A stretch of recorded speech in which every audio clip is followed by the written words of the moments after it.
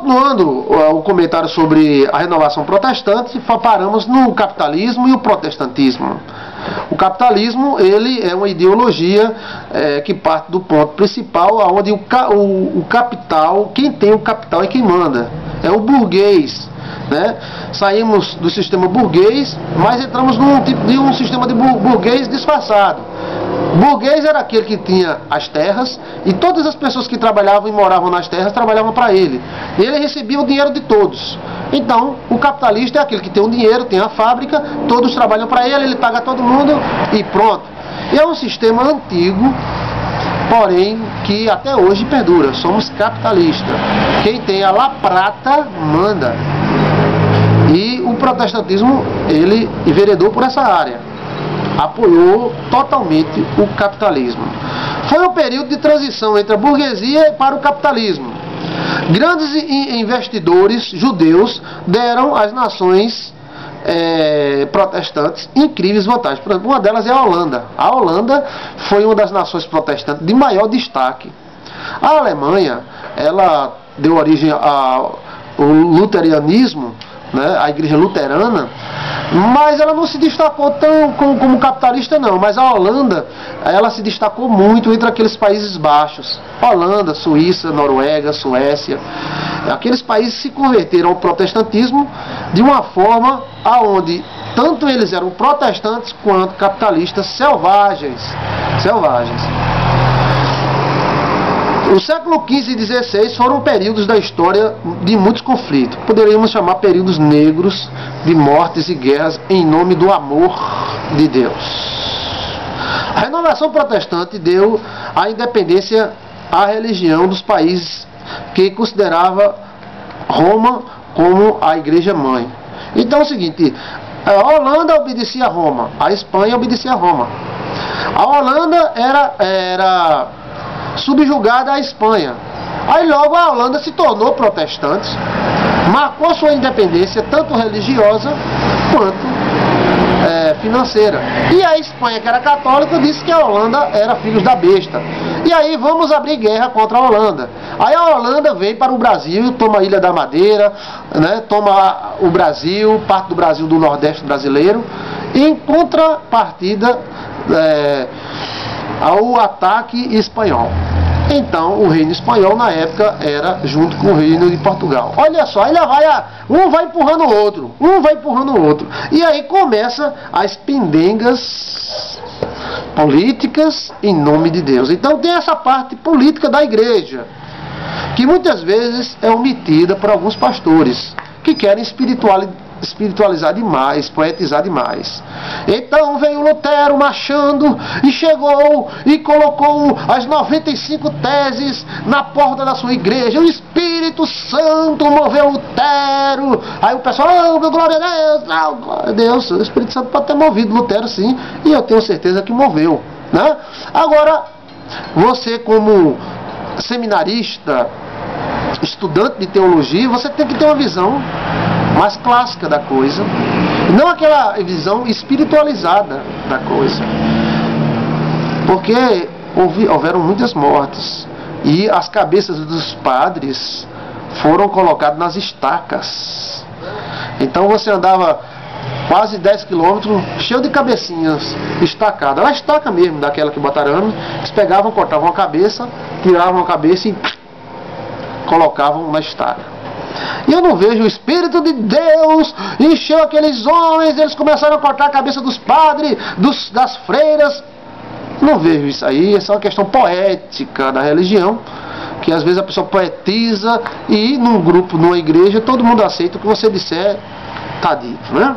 Mas para um seminarista que quer saber, que quer conhecer e que quer respeito no mundo acadêmico, ele tem que ter uma visão abalizada da história, não tirando a nossa fé, nem a nossa crença.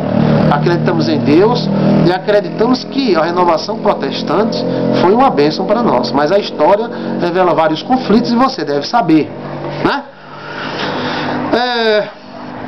A renovação deu a independência aos países da religião. Isso eles não deixaram de pagar os impostos. E as terras católicas foram tomadas. Ou seja, a terra de Nossa Senhora, a terra de Nossa Senhora era quanto? Era 150 quilômetros de terra, certo? Agora é da nossa igreja local. E isso fez, o sentimento nacionalista fez com que voltasse todas aquelas terras que a Igreja Católica tinha para o Estado daquele país. Então todas as terras que a Igreja Católica tinha na Alemanha foram tomadas pelos alemães, todas as terras que a Igreja Católica tinha na Holanda foram tomadas pela Holanda, e disse, não, aqui não tem nada de Nossa Senhora, não, nem de Roma não, aqui é da Holanda mesmo. E ficou.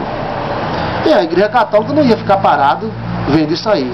E aí surgiu, como eu falei, os tribunais da Santa Inquisição e aqueles homens com exércitos terríveis e ferozes para matar os hereges e cortar suas cabeças. Mas logo surgiu os tribunais protestantes também, condenando à morte aqueles que não colocavam como doutrina a doutrina protestante. Então encontramos casos onde pessoas foram mortas porque não acreditavam na Trindade, outras foram mortas porque acreditavam que o coração tinha dupla circulação, e de verdade o coração tinha dupla circulação. O sangue venoso, né? Arterial, e o sangue venoso e o sangue arterial. Ou seja, um sangue que já passou pelo pulmão, recebeu oxigênio, e o outro que não passou ainda. Mas essas pessoas foram mortas na fogueira, cortadas a sua cabeça. E os tribunais protestantes, eles não foram delicados não, eles eram até mais ferozes do que os tribunais católicos. Até mais ferozes do que os tribunais católicos. Não, então Calvino, cheio do Espírito Santo, botou o cara na fogueira e queimou. Não dá para espiritualizar um negócio desse, né? Calvino, cheio do Espírito Santo, acusou o cara de não acreditar na Trindade e dizer que o coração tinha dupla circulação. Então ele, cheio do Espírito Santo, jogou o cara na fogueira e ficou vendo os seus berros, enquanto suas orlas do olho explodiam com fogo que queimava sua carne e a sua gordura se tornava em brasa. Dá para espiritualizar um negócio desse? Não dá. Mas no meio dessa confusão toda, Deus agia. Agora, esses caras usaram muito o nome de Deus para matar muita gente, viu? Do jeito que eles eram líderes políticos, eles eram líderes religiosos.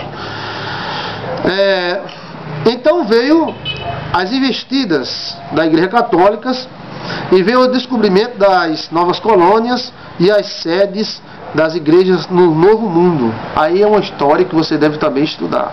As colonizações, a interferência da Igreja Católica, os lados positivos da Igreja Católica, o lado negativo, o lado positivo do protestantismo, o lado negativo do protestantismo. As descobertas, hoje, pronto, os Estados Unidos foram influenciados tremendamente pelos puritanos ingleses, né?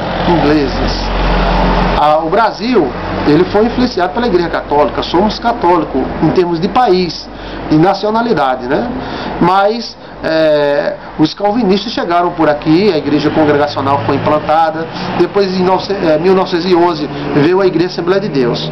Mas houve também mortos no Brasil, como o padre Anchieta matou 2 pastores protestantes descobertos pregando o Evangelho. Um morreu, foi assassinado, né, na corte, e o outro fugiu para dentro das matas e morreu de fome. Então essa é a história que você deve estudar, deve rever, deve dar uma olhadinha nesses vídeos que nós apresentamos para você como aulas extras.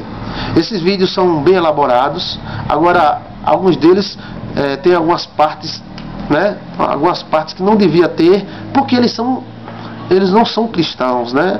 Eles não são cristãos. Então eles sabem da história e contam a história, e eles contam certo. Agora é sempre dar as investidas dos pensamentos dele, né, as contradições da mente dele. Então preste atenção nisso, que temos que saber aonde estamos pisando e aonde pisamos. Temos que estudar a história para não cometermos os mesmos erros do passado no presente. O líder e seminarista cristão deve saber história, e quando alguém perguntar como é que surgiram os crentes, ele não vai saber dizer. Então tem que saber dizer, né? Tem que saber da história de Lutero, tem que saber da história da mulher de Lutero, Catarina Vambora. É quase Catarina, vamos embora. Catarina Vambora, tudo indica que de nacionalidade holandesa ou parentes de holandeses. E tem que conhecer as versões católicas e a versão evangélica, e que o Espírito de Deus te abençoe e te dê muita sabedoria e muita graça. Veja que a história é interessante.